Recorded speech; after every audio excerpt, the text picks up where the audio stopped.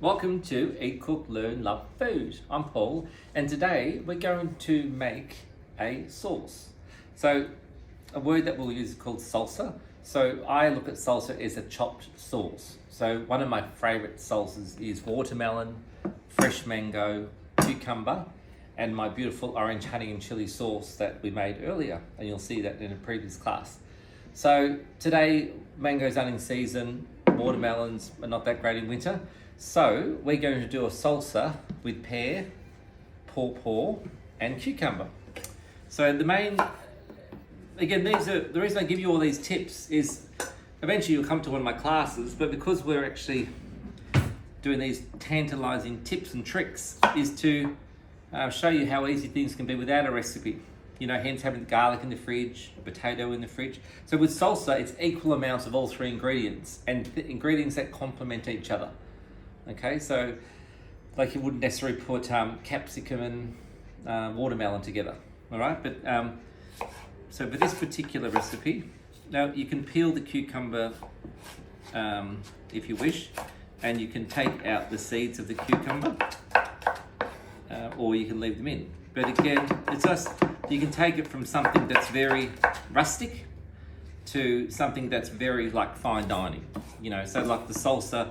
Imagine if you have a beautiful plate of smoked salmon and then you do a wreath around it of caviar, pear, and cucumber. That can be placed on the plate beautifully around the salmon, and that's something that you might, back in the 90s, find in a restaurant. What I'm sort of getting at is more a rustic sort of chopped sauce. So, you're barbecuing chicken and prawns, and then you've got, rather than making, traditional salads, you have a big bowl of salsa, and people love it. And it's easy, quick, and fresh. So, again, and it really has to be chopped up on the day. You can chop up all the ingredients, like I'm even doing, and have them all in your fridge separate. So you can have the pear with some lemon juice on it to stop it going brown. You can have the cucumber, but keep everything separate. And then half an hour before your guests arrive, you want to put it together. So today we're putting it all together from the beginning. Again, the pear, some of you might say, oh, why don't you take the skin off? Well, I want the brown, I think is actually quite nice. Okay, but there's green pears, but the contrast of the cucumber to this nice brown pear, I think is going to be nice. And then so keep chopping. So it's not like crucial where you think, oh my God, I haven't got enough pear. I've got to have a third. Well, no, you don't. But it's it just tells you that it's beneficial to have equal amounts of all three. And then, like I mentioned before, with caviar or yarrow valley salmon roe, that sort of caviar will give the dish a bit of a lift as well. So I'm just going to leave one pear out to show you. You don't have to have equal amounts. Okay. Then one more bit. Now the next one is our pawpaw, papaya, green pawpaw. So some of you know what, like som tam or papaya salad, a green papaya salad. This one's a ripe papaya. Best way to any fruit that's got a hollow center like cantaloupe, honeydew melon, pawpaw, we cut the fruit in half. We scoop out the seeds. Oops. I just want to do that over the sink. Just scooped out the seeds. And the most important thing is to cut all the flesh off the fruit. So like I said, cantaloupe, papaya, honeydew melon. Because you want to get a fine dice. That's the key. A lot of people, their chopping may not be up to scratch, so you can't buy a machine. You got to do this by hand. So once the seeds are out, because they're not very nice, then we chop long ways down in nice and thin, like so. And then we can just group them back together again. Okay. And then on the angle, chop them down. want it to be a beautiful dice. Now you can have things chunkier than this, but just make sure everything's the same size. Okay. It's even a nice way to do a potato salad. Some of you may do this sort of thing already, but always have a think about how you're chopping up your fruit and vegetables. Okay. But it is a hard fruit to cut because of the hollow centre. Unlike the pear and the cucumber, this guy is a bit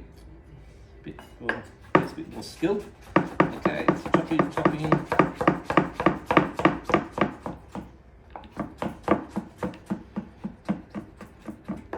Okay, all that goes inside too.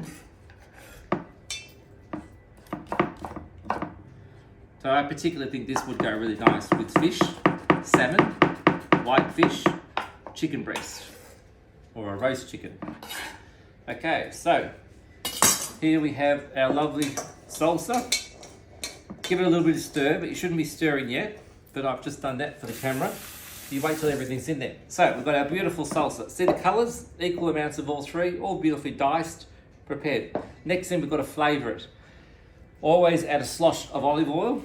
Extra virgin olive oil is the one to use. We always have our fresh herbs in the salsa. Coriander, mint, spring onion, parsley. How do we store our herbs? You've learned that. These are kept in chucks in the fridge, bought out. Never use a knife, always use your fingers and pick the leaves.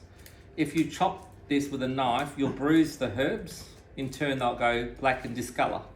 Basil in particular, never chop that with a knife. Always pick your herbs. And some beautiful leaves in here. The next thing is the acid to give it a salad base. So we've got some fresh lime.